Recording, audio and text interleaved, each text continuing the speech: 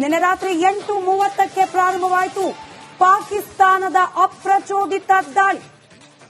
ಭಾರತದ ಜಮ್ಮು ಕಾಶ್ಮೀರ, ಪಂಜಾಬ್, ರಾಜಸ್ಥಾನ, ಗುಜರಾತ್ನ ಗಡಿ ಭಾಗವನ್ನ ಗುರಿಯಾಗಿಸಿಕೊಂಡು ಪಾಕಿಸ್ತಾನ ಅಟ್ಯಾಕ್ ಮಾಡುವ ಪ್ರಯತ್ನ ಮಾಡಿತು.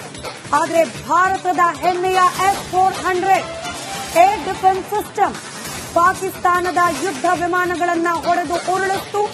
ಪಾಕಿಸ್ತಾನದ ಡ್ರೋನ್ಗಳನ್ನು ಪುಡಿಗಟ್ಟಿತು. ಪಾಕಿಸ್ತಾನದ ಕ್ಷಿಪಣಿಗಳನ್ನು ಪೀಸ್ ಮಾಡಿತು.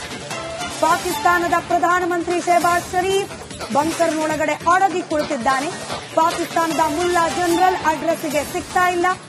ಪಾಕಿಸ್ತಾನದ ಸೇನಾ ವಕ್ತಾರ ಶಾಂತಿಯ ಮಂತ್ರವನ್ನ ಪಠಿಸಿ ಭಾರತದ ದಯೆಯ ಭಿಕ್ಷೆ ಬೇಡ್ತಿದ್ದಾನೆ.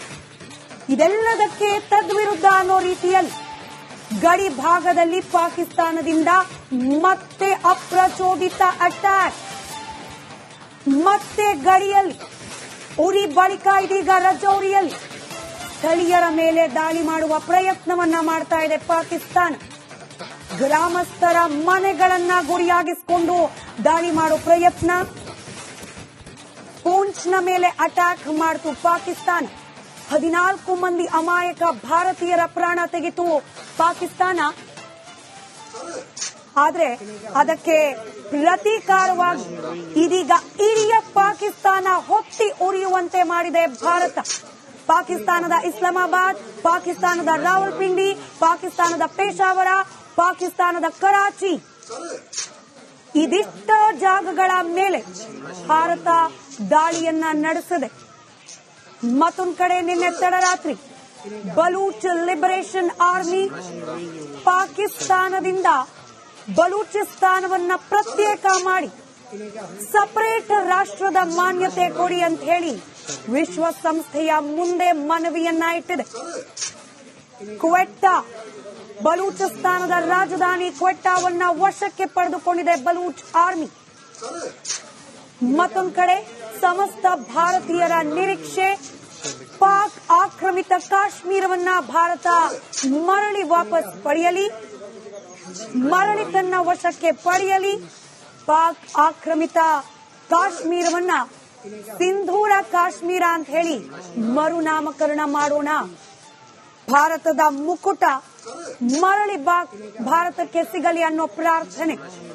ನಾವು ನಿನ್ನೆ ರಾತ್ರಿನೇ ಹೇಳಿದ್ವಿ, ಬೆಳಗಾದ ತಕ್ಷಣ ಕಾಣೋಕ್ ಸಿಗೋ ದೃಶ್ಯಗಳು ಪಾಕಿಸ್ತಾನ ಜಂಬದಿಂದ ಎದೆತಟ್ಟಿ ಹೇಳ್ಕೊಳ್ತಾ ಇದ್ದ ಫೈಟರ್ ಜೆಟ್ F-16, JF-17 ಅವಶೇಷಗಳು ಭಾರತದ ಗಲ್ಲಿ ಗಲ್ಲಿಯಲ್ಲಿ ಸಿಗುತ್ತೆ ಅಂತ ಹೇಳಿ ವೀಕ್ಷಕರೇ, as we promised we are delivering the visuals. ನಾವು ಹೇಳಿದಂತೆಯೇ ಆ ದೃಶ್ಯಗಳನ್ನ ನಿಮ್ಮ ಮುಂದೆ ಇಡ್ತಾ ಇದ್ದೀವಿ. ಪಾಕಿಸ್ತಾನದ F-16, JF-17, ಪಾಕಿಸ್ತಾನದ ಮಿಸೈಲ್ಸ್, ಪಾಕಿಸ್ತಾನದ ಡ್ರೋನ್ನ ಪುಡಿ ಪುಡಿಯಾದ ಅವಶೇಷಗಳು ಇವತ್ತು ಭಾರತದ ನೆಲದಲ್ಲಿ ಬಿದ್ದಿವೆ. ಪಾಕಿಸ್ತಾನಕ್ಕೆ ಐ ಟು ಐ ವಾರ್ ಮಾಡ್ಲಿಕ್ಕೆ ಸಾಧ್ಯ ಇಲ್ಲ. ಭಾರತದ ಸೇನೆಯ ಜೊತೆಯಲ್ಲಿ ನಿಂತು ಯುದ್ಧ ಮಾಡುವ ತಾಕತ್ತು ಪಾಕಿಸ್ತಾನಕ್ಕಿಲ್ಲ. ಹೀಗಾಗಿ ನಾಗರಿಕರನ್ನ ಗುರಿಯಾಗಿಸಿಕೊಂಡು ದಾಳಿ ಮಾಡುವ ಪ್ರಯತ್ನವನ್ನ ಮಾಡ್ತಾ ಇದೆ. ಆ ಪ್ರಯತ್ನಗಳು ಕೂಡ ವಿಫಲವಾಗಿದೆ. ಖಾಲಿ ಕಟ್ಟಡ, ರಸ್ತೆ ಬದಿಯಲ್ಲಿ ನಿಂತಿದ್ದ ಒಂದೆರಡು ಕಾರ್ಗಳು, ಅದರ ಗ್ಲಾಸ್ ಪುಡಿಯಾಗಿದೆ. ಭಾರತಕ್ಕೆ ಈ ಗ್ಲಾಸ್ ಅನ್ನ ರೀಪ್ಲೇಸ್ ಮಾಡೋದು ದೊಡ್ಡ ವಿಚಾರ ಅಲ್ಲ, ಪಾಕಿಸ್ತಾನದ ಬುದ್ಧಿಯನ್ನ ಸರಿ ಮಾಡೋದು ಕೂಡ ದೊಡ್ಡ ವಿಚಾರ ಅಲ್ಲ. ಉರಿ ಸೆಕ್ಟರ್ನಲ್ಲಿ ನಾಗರಿಕರ ವಾಹನಗಳ ಮೇಲೆ ಪಾಕಿಸ್ತಾನದ ಈ ಕ್ಷಿಪಣಿ ಹಾಗೆ ಫೈಟರ್ ಜೆಟ್ಗಳು ಹಾಗೆ ಡ್ರೋನ್ಗಳು ಏನು ಪುಡಿಯಾಗಿ ಕೆಳಗೆ ಬೀಳ್ತು. ಆ ಸಂದರ್ಭದಲ್ಲಿ ಅವಶೇಷಗಳು ಬಿದ್ದು ಕೆಲ ವಾಹನಗಳು ಜಖಮಾಗಿತ್ತು. ಕಾರ್ನ ಹಿಂಬದಿಯ ಗ್ಲಾಸ್, ವೀಕ್ಷಕರೇ ನೆನ್ಪಿಟ್ಕೊಳ್ಳಿ, ಇದು ಪಾಕಿಸ್ತಾನದ ಆರ್ಮಿ ಅಟ್ಯಾಕ್ ಮಾಡಿ ಹೀಗಾಗಿರೋದಲ್ಲ. ಪಾಕಿಸ್ತಾನದ ಆರ್ಮಿ ಅಟ್ಯಾಕ್ ಅನ್ನ ಭಾರತ ಇಂಟರ್ಸೆಪ್ಟ್ ಮಾಡಿದ ಸಂದರ್ಭದಲ್ಲಿ ಛಿದ್ರ ಛಿದ್ರವಾಗಿ ಕೆಳಗೆ ಬಿದ್ದ ಪಾಕಿಸ್ತಾನದ ಶಸ್ತ್ರಾಸ್ತ್ರಗಳ ಪುಡಿ ಬೈ ಫೋರ್ಸ್ ವೇಗವಾಗಿ ಬಂದು ಅಪ್ಪಳಿಸಿದ ಸಂದರ್ಭದಲ್ಲಿ ಆದಂತಹ ಘಾಸಿ. ಇನ್ನು ಅನೇಕ ವೀಕ್ಷಕರು ಡಿಜಿಟಲ್ ಪ್ಲಾಟ್ಫಾರ್ಮ್ ನ ಕಾಮೆಂಟ್ ನಲ್ಲಿ ಕೇಳ್ತಾ ಇದ್ರಿ, ಕಾಶ್ಮೀರದಲ್ಲಿ ಸದ್ಯಕ್ಕೆ ಪರಿಸ್ಥಿತಿ ಹೇಗಿದೆ, ಅದರ ದೃಶ್ಯವನ್ನ ತೋರಿಸಿ ಅಂತ ಹೇಳಿ. ಇದೀಗ ಕಾಶ್ಮೀರದ ಅನೇಕ ಭಾಗಗಳಲ್ಲಿ ಯಾವ ರೀತಿ ಇದೆ ಪರಿಸ್ಥಿತಿ ಅನ್ನೋದರ ದೃಶ್ಯಗಳನ್ನ ಗಮನಿಸ್ತಾ ಇದ್ದೀರಿ. ಭಾರತದ ರಕ್ಷಣಾ ಪಡೆ ಇವತ್ತು ಬೆಳಗ್ಗೆ ಕೂಡ ಕನ್ಫರ್ಮ್ ಮಾಡಿದೆ, ಭಾರತದ ಯಾವೊಬ್ಬ ನಾಗರಿಕ ಅಥವಾ ಭಾರತ ಸೇನಾಪಡೆಯ ಯಾವೊಬ್ಬ ಸಿಬ್ಬಂದಿಯೂ ಕೂಡ ಪಾಕಿಸ್ತಾನದ ಈ ದಾಳಿಯಿಂದ ಘಾಸಿಗೆ ಒಳಗಾಗಿಲ್ಲ. ನಿನ್ನೆ ತಡರಾತ್ರಿಯೇ ಸೂಕ್ಷ್ಮ ಪ್ರದೇಶಗಳಿಂದ ಜನರನ್ನ ವ್ಯಾಕ್ಯುಯೇಟ್ ಮಾಡಲಾಗಿದೆ, ಸ್ಥಳಾಂತರ ಮಾಡಲಾಗಿದೆ. ಸೈರನ್ಗಳನ್ನ ಮೊಳಗಿಸುವ ಮೂಲಕ ಬಂಕರ್ಗಳಲ್ಲಿ ಸುರಕ್ಷಿತವಾಗಿ ಇರುವಂತೆ ಅಲರ್ಟ್ ಮಾಡಲಾಗಿದೆ. ಇದೆಲ್ಲದರ ಭಾಗವಾಗಿಯೇ ಭಾರತದ ನಾಗರಿಕರು ಸುರಕ್ಷಿತರಾಗಿದ್ದಾರೆ. ಮತ್ತೊಮ್ಮೆ ಪೂಂಚ್ನಂತೆ ಎಲ್ಲೂ ಕೂಡ ರಕ್ತಪಾತ ಆಗಿಲ್ಲ. ಪೂಂಚ್ನ ಭಾಗದಲ್ಲಿ ಹರಿದ ನೆತ್ತರಿಗೆ ಇದೀಗ ಭಾರತ ಪ್ರತೀಕಾರವನ್ನ ತೀರಿಸಿಕೊಳ್ತಾ ಇದೆ. ಕರಾಚಿ, ರಾವಲ್ಪಿಂಡಿ, ಇಸ್ಲಾಮಾಬಾದ್ ನಗರಗಳು ಅಲ್ಲಿನ ಸೇನಾ ನೆಲೆ ಹೊತ್ತಿ ಉರಿತಾ ಇದೆ. ಕೆಲವೇ ಗಂಟೆಗಳು ವೆರಿಫೈಡ್ ದೃಶ್ಯಗಳು ಪಾಕಿಸ್ತಾನದಿಂದ ಕೂಡ ಬರುವ ನಿರೀಕ್ಷೆ ಇದೆ. ಪಾಕಿಸ್ತಾನದ ಸೋಷಿಯಲ್ ಮೀಡಿಯಾದಲ್ಲಿ ಈಗ ಆಲ್ರೆಡಿ ಬಾಯಿ ಬಡ್ಕೊಂಡು ವಿಡಿಯೋಗಳನ್ನ ಪೋಸ್ಟ್ ಮಾಡ್ತಿದ್ದಾರೆ. ಅಯ್ಯೋ, ಭಾರತದವರು ಹೊಡೆದಾಕಿದ್ರು, ಭಾರತದ ಮಿಸೈಲ್ಗಳು ಇಲ್ಲಿ ದಾಳಿ ಆಯಿತು, ಭಾರತದ ಕ್ಷಿಪಣಿಗಳಿಂದ ಇಷ್ಟು ಘಾಸಿಯಾಗಿದೆ, ಅಷ್ಟು ಘಾಸಿಯಾಗಿದೆ. ಆದ್ರೆ ಎಲ್ಲಿವರೆಗೂ ಅಧಿಕೃತವಾದ ವೆರಿಫೈಡ್ ದೃಶ್ಯಗಳು ಲಭ್ಯವಾಗೋದಿಲ್ವೋ ರಿಪಬ್ಲಿಕ್ ಮೀಡಿಯಾ ನೆಟ್ವರ್ಕ್ ಆ ದೃಶ್ಯಗಳನ್ನು ಪ್ರಸಾರ ಮಾಡೋದಿಲ್ಲ. ಓಕೆ, ವೆಲ್ಕಮ್, ಗುಡ್ ಮಾರ್ನಿಂಗ್ ಎಲ್ಲರಿಗೂ ಕೂಡ ಮತ್ತೊಮ್ಮೆ. ಇನ್ನು ಕೆಲವೇ ಕ್ಷಣಗಳಲ್ಲಿ ಒಂದು ಯುದ್ಧ ತಾರ್ಕಿಕ ಅಂತ್ಯಕ್ಕೆ ಬರಬಹುದೇನೋ. 1971 ನಂತರ ನಡೆದಂತಹ ಒಂದು ಪೂರ್ಣ ಪ್ರಮಾಣದ ಯುದ್ಧದ ರೀತಿಯಲ್ಲಿ ಕಂಡು ಬರ್ತಾ ಇದೆ. ರಂಜಿತ್ ಶಿರಿಯಾರ್ ಇದೀಗ ಶ್ರೀನಗರ ಭಾಗದಿಂದ ನಮ್ಮೊಂದಿಗೆ ನೇರ ಸಂಪರ್ಕದಲ್ಲಿದ್ದಾರೆ. ವೆರಿ ಗುಡ್ ಮಾರ್ನಿಂಗ್ ಮತ್ತೊಮ್ಮೆ ರಂಜಿತ್. ಬೆಳಗ್ಗಿನ ಸಮಯದಲ್ಲಿ ನಮ್ಮ ಅನೇಕ ಪ್ರೇಕ್ಷಕರು ಕೇಳ್ತಾ ಇದ್ದಾರೆ, ಹೇಗಿದೆ ಈಗ ಶ್ರೀನಗರದಲ್ಲಿ, ಆ ಭಾಗದಲ್ಲಿ ಹೇಗಿದೆ ಅನ್ನುವಂಥದ್ದು, ನಿಮ್ಮಿಂದ ಅಪ್ಡೇಟ್ ಕೇಳೋದಾದ್ರೆ. ಜಯಪ್ರಕಾಶ್ ಶೆಟ್ರೆ, ಗುಡ್ ಮಾರ್ನಿಂಗ್, ಜೈ ಹಿಂದ್. ನೋಡಿ, ಶ್ರೀನಗರದಲ್ಲಿ ಈಗ ಬೂದಿ ಮುಚ್ಚಿದ ಕೆಂಡದಂತಿದೆ. ಕೇವಲ ಶ್ರೀನಗರ ಮಾತ್ರ ಅಲ್ಲ, ಜಮ್ಮು ಮತ್ತೆ ಕಾಶ್ಮೀರದ ಎಲ್ಲಾ ಭಾಗಗಳಲ್ಲೂ ಕೂಡ ಇದೇ ಕಂಡು ಬರ್ತಾ ಇರೋದು. ಗಡಿಯಲ್ಲಂತೂ ಕಟ್ಟೆಚ್ಚರ. ಅದು ರಾತ್ರಿ ಇಡೀ ನಡೆದಂತ ಶೆಲ್ಗಳ ದಾಳಿ, ಮಾರ್ಟರ್ಗಳ ದಾಳಿ, ಅದ್ರ ಜೊತೆಗೆ ಈ ಪಾಕಿಸ್ತಾನದ ಗಡಿ ಇದೆಯಲ್ಲ, ಭಾರತಕ್ಕೆ ಹೊಂದಿಕೊಂಡಂತ ಪಾಕಿಸ್ತಾನದ ಗಡಿ, ಅಲ್ಲೆಲ್ಲ ಸ್ಥಳೀಯರನ್ನೇ ಟಾರ್ಗೆಟ್ ಮಾಡಿ ಇವರು ಅಟ್ಯಾಕ್ ಮಾಡ್ತಿದ್ದಾರೆ ಅನ್ನೋದ್ರ ಬಗ್ಗೆ ಈಗ ಖಚಿತ ಮಾಹಿತಿ ಲಭ್ಯ ಆಗ್ತಾ ಇದೆ. ಪಾಕಿಸ್ತಾನ ಬೀದಿ ಬಿಕಾರಿಯಾಗಿ ಹೋಗಿದೆ. ಪಾಕಿಸ್ತಾನದ ಪ್ರಮುಖ ನೆಲೆಗಳು ಧ್ವಂಸ ಆಗಿದ್ದಾವೆ. ಪಾಕಿಸ್ತಾನದ ಪ್ರಧಾನಿ ಶಾಬಾಜ್ ಶರೀಫ್ ಅವರು ಈಗ ಆಸಿಮ್ ಮುನೀರ್ ಅವರ ಬಂಕರ್ನಲ್ಲಿ ಹೋಗಿ ಆಶ್ರಯವನ್ನ ಪಡೆದಿದ್ದಾರೆ. ಇದರ ನಡುವೆಯೂ ಕೂಡ ಮಾಡ್ತಾ ಇರುವಂತ ಕುಕೃತ್ಯ ಮಾತ್ರ, ಗರಂದಾರಿ ಕೆಲಸ ಮಾತ್ರ ನಿಲ್ಲಿಸೋಂಗ್ ಕಾಣಿಸ್ತಾ ಇಲ್ಲ. ನೋಡಿ, ನಿರಂತರ ನಿನ್ನೆ ರಾತ್ರಿಯೂ ಕೂಡ ಮೋಟಾರ್ ದಾಳಿಯಾಗಿದೆ. ಉರಿ ಆಗಿರಬಹುದು ಅಥವಾ ರಜೌರಿ, ಲಕ್ನೋ ಸೇರಿದಂತೆ ಕುಪ್ವಾರ, ಇಲ್ಲೆಲ್ಲವೂ ಕೂಡ ದಾಳಿಯಾಗಿದೆ. ನಾಗರಿಕರನ್ನ ಗುರಿಯಾಗಿಸಿಕೊಂಡು ದಾಳಿ ಮಾಡ್ತಾ ಇದೆ. ಭಾರತದ ಸೇನೆಯನ್ನ ಎದುರಿಸಲು ಆಗದಂತ ರಣಹೇಡಿ ಪಾಕಿಸ್ತಾನ ಈಗ ಅಮಾಯಕ ಜನರನ್ನ ಟಾರ್ಗೆಟ್ ಮಾಡಿ ಗುಂಡಿನ ದಾಳಿಯನ್ನ ಮಾಡಿ ವಿಧ್ವಂಸಕತೆಯನ್ನ ಎದುರಿಸುವುದಕ್ಕೆ ಹೊರಟಿದೆ. ಅದರ ಜೊತೆಗೆ ಪಾಕಿಸ್ತಾನ ಗಡಿಯಲ್ಲಿ ಭಯೋತ್ಪಾದಕರನ್ನ ಭಾರತದ ಗಡಿಯ ಒಳಗಡೆ ನುಸುಳಿಸುವ ಪ್ರಯತ್ನವನ್ನು ಮಾಡ್ತಾ ಇದೆ. ನಿನ್ನೆ ರಾತ್ರಿ 8 ಜನರನ್ನ ಹೊಡೆದುರುಳಿಸಿದ್ರು ಭಾರತೀಯ ಸೇನೆ. ಅದಾದ ನಂತರ ಓರ್ವ ಆತ್ಮಾಹುತಿ ಬಾಂಬರ್ ಅನ್ನು ಕೂಡ ಭಾರತೀಯ ಸೇನೆ ಹೊಡೆದುರುಳಿಸಿದೆ. ಅವ್ರ ಲೆಕ್ಕಾಚಾರ ಏನು ಅಂತ ಹೇಳಿದ್ರೆ, ಈಗ ಪಾಕಿಸ್ತಾನದ ಆರ್ಮಿ ಸೇನೆ ಕೈ ಚೆಲ್ಲಿ ಬಿಟ್ಟಿದೆ. ಭಾರತವನ್ನು ಏನು ಮಾಡೋದಕ್ಕಾಗೋದಿಲ್ಲ ಅನ್ನೋದು ಅವ್ರಿಗೆ ಗೊತ್ತಾಗ್ಬಿಟ್ಟಿದೆ. ಹಾಗಾಗಿ ಭಯೋತ್ಪಾದಕರನ್ನ ಒಳಗಡೆ ಕಳಿಸಿ ಇಲ್ಲಿ ಆತ್ಮಾಹುತಿ ಬಾಂಬ್ಗಳನ್ನ ಸ್ಫೋಟಿಸಿ ವಿಧ್ವಂಸಕ ಕೃತ್ಯವನ್ನ ಮಾಡಿ ಜನನಿಬಿಡ ಪ್ರದೇಶದಲ್ಲಿ ಸಾವು ನೋವು ಮಾಡೋದು ಪಾಕಿಸ್ತಾನದ ಲೆಕ್ಕಾಚಾರ. ಈ ನರಿ ಬುದ್ಧಿ 3 ದಶಕಗಳಿಂದ ಭಯೋತ್ಪಾದಕರನ್ನ ಪೋಷಿಸಿಕೊಂಡು ಬಂದು ಇದೇ ಕಾರಣಕ್ಕೆ ತನ್ನ ಕೈಯಲ್ಲಿ ಆಗಲ್ಲ. ಹಾಗಾಗಿ ಈ ರೀತಿ ಕಳ್ಳ ಮಾರ್ಗದ ಮೂಲಕ ವಿಧ್ವಂಸಕತೆಯನ್ನ ಎಸಗೋದು ಇದರ ಉದ್ದೇಶ ಆಗಿದೆ. ಸದ್ಯ ಭಾರತೀಯ ಸೇನೆ ಅದೆಲ್ಲವನ್ನು ಕೂಡ ಮೊದಲೇ ಅರಿತು ಈಗ ಸಂಪೂರ್ಣ ಸೂಕ್ಷ್ಮವಾಗಿ ಗಡಿ ನಿಯಂತ್ರಣ ರೇಖೆ ಸೇರಿದಂತೆ ಎಲ್ಲಾ ಕಡೆಗಳಲ್ಲೂ ಕೂಡ ಕಟ್ಟೆಚ್ಚರವನ್ನ ವಹಿಸಿ ಕಣ್ಣಿಟ್ಟು ಕಾಯ್ತಾ ಇದೆ. ಮತ್ತೊಂದು ಕಡೆಯಲ್ಲಿ ಭಾರತದ ವಿವಿಧ ವಿಮಾನಗಳು ಹಾರಾಟ ಮಾಡ್ತಾ ಇದ್ದಾವೆ. ಹೆಲಿಕಾಪ್ಟರ್ಗಳ ಮೂಲಕ ಜಂಗಲ್ ಏರಿಯಾಗಳಲ್ಲಿ ಸಂಪೂರ್ಣವಾಗಿ ಕಣ್ಣಿಡುವಂತಹ ಪ್ರಯತ್ನ ಆಗಿದೆ. ಅಡಿಗಡಿಗೂ ಕೂಡ ಸೇನಾ ಬಂಕರ್ಗಳು, ಸೇನಾ ವಾಹನಗಳು ಮೂವ್ಮೆಂಟ್ ಆಗ್ತಾ ಇದ್ದಾವೆ. ಸೈರನ್ಗಳು ಮೊಳಗ್ತಾ ಇದ್ದಾವೆ. ಅಗತ್ಯ ಇದ್ರೆ ಮಾತ್ರ ಹೊರಗಡೆ ಬನ್ನಿ ಅಂತೇಳಿ ಹೇಳ್ತಾ ಇದ್ದಾರೆ. ಅಂಗಡಿ ಮುಗ್ಗಟ್ಟುಗಳೆಲ್ಲವೂ ಕೂಡ ಬಂದಾಗಿದ್ದಾವೆ. ಪ್ರತಿದಿನವೂ ಕೂಡ ತಮ್ಮ ಕೆಲಸಕ್ಕೆ ಹೋಗೋರೆಲ್ಲರೂ ಕೂಡ ಯಾರೂ ಇಲ್ಲ. ಪ್ರವಾಸಿಗರಂತೂ ಹೇಳ ಹೆಸರಿಲ್ಲದಂತೆ ಆಟೋಗಳಿಲ್ಲ, ಟ್ಯಾಕ್ಸಿಗಳಿಲ್ಲ, ಕ್ಯಾಬ್ಗಳಿಲ್ಲ, ಏನೂ ಕೂಡ ಇಲ್ಲ. ಹೈವೇಗಳು ಬಂದಾಗಿದ್ದಾವೆ, ಪೆಟ್ರೋಲ್ ಬಂಕ್ಗಳು ಬಂದಾಗಿದ್ದಾವೆ. ಅಘೋಷಿತವಾದ ಒಂದು ರೀತಿಯಲ್ಲಿ ಬಂದ ವಾತಾವರಣ ಕಂಡು ಬರ್ತಾ ಇದೆ ಶ್ರೀನಗರ ಕಾಶ್ಮೀರದ ಹೃದಯ ಭಾಗ.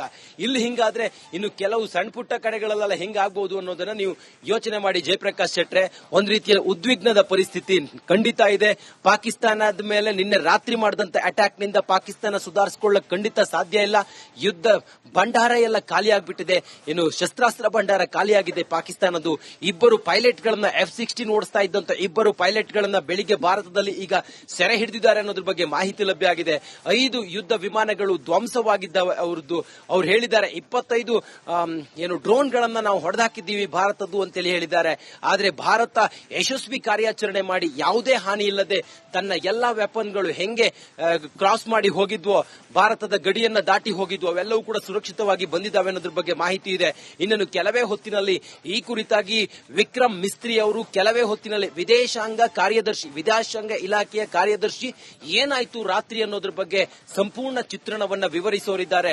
ನಾವು ಕೂಡ ಎದುರು ನೋಡ್ತಾ ಇದ್ದೀವಿ. ಕ್ಷಣ ಕ್ಷಣಕ್ಕೂ ಗುಂಡಿನ ದಾಳಿ, ಉದ್ವಿಗ್ನ ಪರಿಸ್ಥಿತಿ, ಬೂದಿ ಮುಚ್ಚಿದಂತ ಕೆಂಡದ ವಾತಾವರಣ ಇದೆ.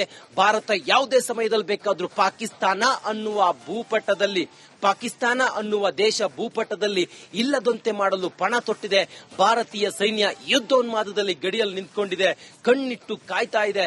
ಪಾಕಿಸ್ತಾನದ ಸೇನೆ ಮತ್ತೆ ಭಯೋತ್ಪಾದಕರನ್ನ ಮಟ್ಟ ಹಾಕೋದ್ರಲ್ಲಿ ನೋ ಡೌಟ್ ಈ ಹೊತ್ತಿಗೆ ಇಷ್ಟು ಮಾಹಿತಿ ಇದೆ.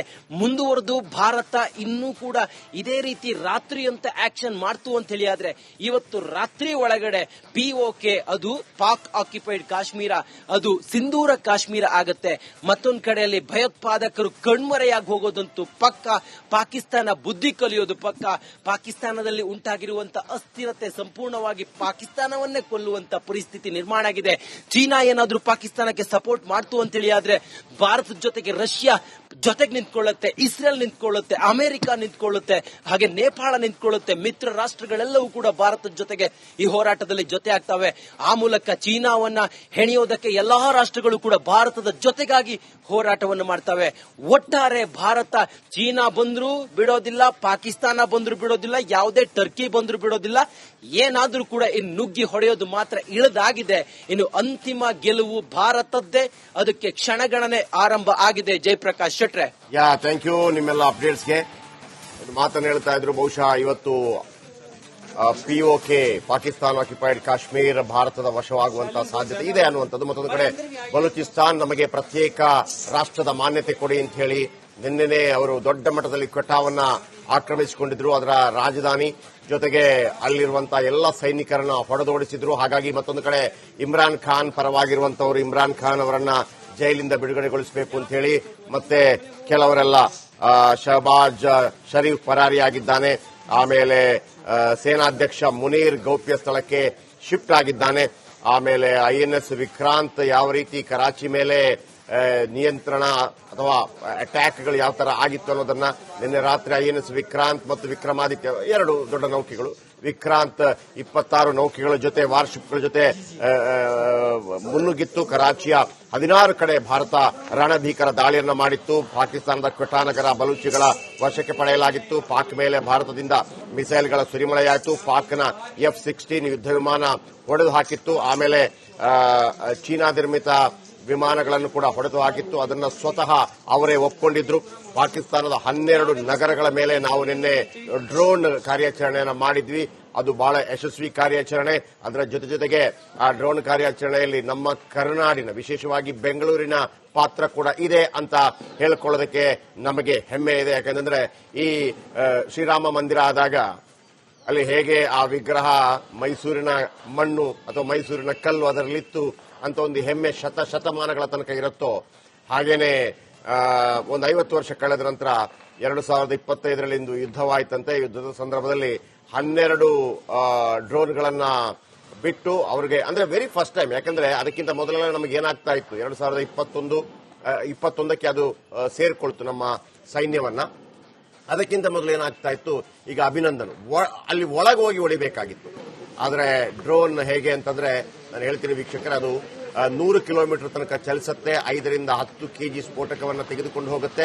ಒಮ್ಮೆ ನೀವು ಫಿಕ್ಸ್ ಮಾಡಿ ಬಿಟ್ಟುಬಿಟ್ರೆ GPS ಕನೆಕ್ಷನ್ ಕಟ್ಟಾದ್ರೂ ಕೂಡ ಅದು ನಿಗದಿತ ಸ್ಥಳಕ್ಕೆ ಹೋಗಿ ಹೊಡೆದು ಬರುತ್ತೆ. ಮತ್ತು ಅಲ್ಲಿ ಯಾವ ಭಯ ಇರೋದಿಲ್ಲ. ಅದರಲ್ಲಿ ಯಾರೋ ಪೈಲಟ್ ಇರ್ತಾನೆ, ಮತ್ತೊಂದು ಇರ್ತಾನೆ, ಯಾವ ಭಯ ಕೂಡ ಇರೋದಿಲ್ಲ. ಜೊತೆಗೆ ಕೊನೆಯ 2 ಸೆಕೆಂಡ್ ಅಲ್ಲಿ ಇಲ್ಲ ನಮಗೆ ಅಟ್ಯಾಕ್ ಮಾಡೋದು ಬೇಡ ಅಂತ ಅನಿಸಿದ್ರೆ ಕಂಟ್ರೋಲ್ ವಾಪಸ್ ಪಡೆಯುವಂತಹ ಸಾಧ್ಯತೆಗಳು ಕೂಡ ಇರುತ್ತೆ ಅಂತ ಒಂದು ಅದ್ಭುತವಾದ. ಆಮೇಲೆ ಇದು ನಿಂಗಿತ್ತು, ನನಗೆ ಈಗಲೂ ಕೂಡ ಆ ಪದ್ಯ ನೆನಪಾಗ್ತಾ ಇದೆ ಪಾಕಿಸ್ತಾನದ. ನಿಂಗಿತ್ತು ಬೇಕಿತ್ತ ಮಗನೇ, ಆ ಹಾಡು ನೆನಪಾಗ್ತಾ ಇದೆ. ಇದು ಅನಾವಶ್ಯಕವಾಗಿ ಕಾಲ ಕೆರೆದು ಜಗಳಕ್ಕೆ ಬಂದಿತ್ತು. ನಿಂಗಿದು ಬೇಕಿತ್ತ ಮಗನೇ, ಉಚ್ಚಾ ವೆಂಕಟೇಶ್ ಕರೆಕ್ಟ್ ಆಗಿದೆ. ಇದು ಉಚ್ಚಾ ವೆಂಕಟೇಶ್ ಹಾಡ್ದಂಗೆ ಆಗಿದೆ. ಅಲ್ಲೊಬ್ಬ ಯಾರು ಅಧ್ಯಕ್ಷ, ಸೇನಾಧ್ಯಕ್ಷ, ಅಲ್ಲೊಬ್ಬ ಪ್ರಧಾನಿ, ಅವನ ಮನೆ ಪಕ್ಕದಲ್ಲಿ ನಿನ್ನೆ ಢಮ್ ಅನಿಸ್ಬಿಟ್ರು. ಪಾಕಿಸ್ತಾನಕ್ಕೆ ಮತ್ತೊಮ್ಮೆ ಪ್ರತಿಯೊಬ್ಬರು ಕೇಳ್ತಾ ಇರೋದು ನಿಂಗಿದ್ದು ಬೇಕಿತ್ತ ಮಗನೇ. ನಿಜ. ಆದ್ರೆ ಆಗಿರ್ತಕ್ಕಂತ ದಾಳಿ ಭಾರತ ಎಷ್ಟು ಸಮರ್ಥ ಅನ್ನೋದನ್ನ ಮಗದೊಮ್ಮೆ ಜಗತ್ತಿಗೆ ತೋರಿಸಿದಂತಿದೆ. ಎಷ್ಟು ಜನ ರೀ ನಮ್ಮಲ್ಲೇನೆ ಭಾರತದ ಒಳಗಡೆನೆ ಏನ್ ಯುದ್ಧ ಯಾವಾಗ ಆಗತ್ತೆ, ಯುದ್ಧ ಆಗತ್ತಾ ಅಂದ್ರೆ ಇವ್ರು ಯುದ್ಧ ಮಾಡಕ್ಕೆ ತಾಕತ್ತಿಲ್ಲ ಅನ್ನೋ ಅರ್ಥದಲ್ಲಿ ಭಾರತವನ್ನ ಹೀಯಾಳಿಸಿದವರು, ಭಾರತದ ಒಳಗೆ ಕುಂತು ಭಾರತವನ್ನ ಹೀಯಾಳಿಸಿದವರು. ನೀವೇನಾದ್ರೂ ಯುದ್ಧ ಗಿದ್ದ ಅಂತ ಹೋದ್ರೆ ಪಾಕಿಸ್ತಾನ ಅಣುಬಾಂಬ್ ಹಾಕಿ ನಿಮ್ಮನ್ನ ಹಂಗ್ ಮಾಡ್ಬಿಡುತ್ತೆ, ಹಿಂಗ್ ಮಾಡ್ಬಿಡುತ್ತೆ, ಓಹೋ ಏನು ನವದೆಹಲಿ ಚೂರ್ ಆಗೋಗ್ಬಿಡುತ್ತೆ, ಮೋದಿ ಕೋ ಜಾಕೆ ಬೋಲೋ, ಏನೆಲ್ಲ ನೋಡಿದ್ವಿ ನಾವು. ಇಲ್ಲ ಭಾರತದ ಒಳಗಡೆ ಕೆಲವ್ರದ್ದು ಹೇಗಿತ್ತು ಅಂದ್ರೆ ನೋಡಿ, ಯುದ್ಧ ಮಾಡಿ 10-12 ದಿವಸ ಆದಾಗ ಗಾಯಬ್ ಅನ್ನುವಂತ ಒಂದು ಫೋಟೋ ಹಾಕಿದ್ರು. ಅಂದ್ರೆ ಹೆಂಗೆ ಅವರಿಗೆ ಚುಚ್ಚುತ್ತಾ ಇದೆ ಅಂತಂದ್ರೆ ಅದು ಒಂದು ಬೇರೆ ರೀತಿಯದು ಚುಚ್ಚದ ಅಂತಾರೆ, ಯಾವುದು ಜಾಗಕ್ಕೆ ಅಂತ ಹೇಳೋದು ಬೇಡ, ಗಾಯಬ್ ಅಂತ. ಆಮೇಲೆ ಯುದ್ಧ ಶುರುವಾದಾಗ ಮಹಾತ್ಮ ಗಾಂಧಿ ಹೇಳಿದ್ದಾರೆ ಶಾಂತಿ ಶಾಂತಿ, ಯಾವ ಶಾಂತಿ? ಶಾಂತಿ ಮೊದಲನೇ ದಿನ, 2ನೇ ದಿನ ಶಾಂತಿಯೂ ಗಾಯಬ್, 3ನೇ ದಿನ ಪತ್ತೆ ಇಲ್ಲ. ಆಮೇಲೆ ಈಗ ಕೆಲವರು ಪ್ರವಚನಗಳು ನಮಗೆ ಏನು ಅಂತಂದ್ರೆ ಯುದ್ಧ ಬೇಕಾ. ಮತ್ತೆ ನೋಡ್ರಿ ಮಹಾಸ್ವಾಮಿಗಳೇ, ಇದನ್ನು ಕೇಳಿಸ್ಕೊತ ಯಾರಿಗೂ ಯುದ್ಧ ಬೇಕು ಅಂತ ಇಲ್ಲ. ಆದರೆ ಭಿಕ್ಷುಕನ ತರ ಜೀವನ ಮಾಡ್ಲಿಕ್ಕಿರುವಂತವ್ರು ಯಾಕೆ ಇಂಥ ಜೀವನವನ್ನು ಸಾಗಿಸಬೇಕು? ಭಿಕ್ಷುಕರಾಗಿ ಜೀವನ ಸಾಗಿಸಿ. ನಮಗಾಗಬೇಕಿಲ್ಲಪ್ಪ. ನಮಗೆ ಈ ಭಾರತ ದೇಶದಲ್ಲಿ ಎಂತೆಂಥವ್ರು ಹುಟ್ಟಿ ಬಂದಿದ್ದಾರೆ, ಈ ತಾಯಿ ಭಾರತಿ ಎಂತೆಂಥವರಿಗೆ ಜನ್ಮ ಕೊಟ್ಟಿದೆ. ಹಾಗಿರುವಾಗ ಆ ಗತ್ತಿನಿಂದ, ಆ ಗೌರವದಿಂದ, ಏನು ಅದೇ ತರ ಬದುಕಬೇಕು ಅನ್ನೋಂಥ ಹುಮ್ಮಸ್ಸು ಕೂಡ ನಮಗಿದೆ. ಇಂತಹ ಬಲಿಷ್ಠ ರಾಷ್ಟ್ರ ಭಾರತವಾಗಿರುವಾಗ ಅದರ ಪ್ರಜೆಗಳಾಗಿರುವಂತಹ ನಾವು ಕೂಡ ಅದೇ ಧಾಟಿಯಲ್ಲಿ ಬದುಕಬೇಕು ಅಂತ ಹೇಳಿ, ಭಿಕ್ಷುಕರಾಗಿ ಬದುಕಬೇಕು ಅಂತ ಆಸೆ ಇದ್ದವರು ಬೇಕಾದಷ್ಟು ಜಾಗ ಇದೆ. ನೀವು ಸೋಮಾಲಿಗೆ ಹೋಗಿ ಸೆಟ್ಲ್ ಆಗಬಹುದು, ಅಲ್ಲೂ ಜಾಗ ಇದೆ. ಭಾರತ ಬಲಿಷ್ಠವಾಗಿರುವಂತಹ ಭಾರತ, ನಾವು ಯಾರನ್ನು ಕೂಡ ಜಗಳಕ್ಕೋ ಮತ್ತೊಂದೋ ಯುದ್ಧಕ್ಕೋ ಅಥವಾ ಮತ್ತೊಬ್ಬರಿಗೆ ಹಿಂಸೆ ಮಾಡೋರಲ್ಲ. ನಮ್ಮಲ್ಲಿ ಅಹಿಂಸೆ ಕೂಡ ಬೋಧನೆಯಾಗಿದೆ, ಶಾಂತಿ ಕೂಡ ಬೋಧನೆಯಾಗಿದೆ. ಆಮೇಲೆ ಏಟಿಗೆ ಏಟು, ರಕ್ತಕ್ಕೆ ರಕ್ತಕ್ಕೆ ಕೂಡ ಎಲ್ಲವೂ ಬೋಧನೆಯಾಗಿದೆ. ಯಾವ ಕಾಲಕ್ಕೆ ಏನೇನು ಮಾಡಬೇಕನ್ನೋದು ಭಾರತೀಯರಿಗೆ ಗೊತ್ತಿದೆ. ಇದು ಕಾಲ ಕೆರೆದು ಜಗಳಕ್ಕೆ ಬರ್ತಾ ಇತ್ತು ಪಾಕಿಸ್ತಾನ. ಕಪಾಳ ಮೋಕ್ಷ ಮಾಡೋದು ಮಾತ್ರವಲ್ಲ, ಕೈಕಾಲ ಮುರಿದು ಕಳಿಸಿದ್ದೀವಿ. ಈ ಹಿಂದೆ ಕಪಾಳ ಮೋಕ್ಷ ಮಾಡಿ ಕಳಿಸ್ತಾ ಇದ್ವಿ, 1 ಸಲ 2 ಸಲ 3 ಸಲ, ಬುದ್ಧಿ ಬರಲಿಲ್ಲ. ಈಗ ಕೈಕಾಲ ಮುರಿದು ಹೇಗೆ ಒಂದು ಸಂದರ್ಭದಲ್ಲಿ ಮಾರಕವಾದಾಗ ಅಂತವ್ರನ್ನ ಎನ್ಕೌಂಟರ್ ಮಾಡಬೇಕು ಅಂತ ಹೇಳ್ತಾರಲ್ಲ, ಈಗಲೂ ಕೂಡ ಪಾಕಿಸ್ತಾನವನ್ನ ಭಾರತ ಎನ್ಕೌಂಟರ್ ಮಾಡಿಲ್ಲ. ಕೈಗೊಂದು ಕಾಲ್ಗೊಂದು ಗುಂಡು ಹೊಡೆದು ಅಪಾಯಜನವಾಗಿ ಮಾಡಿದೆ.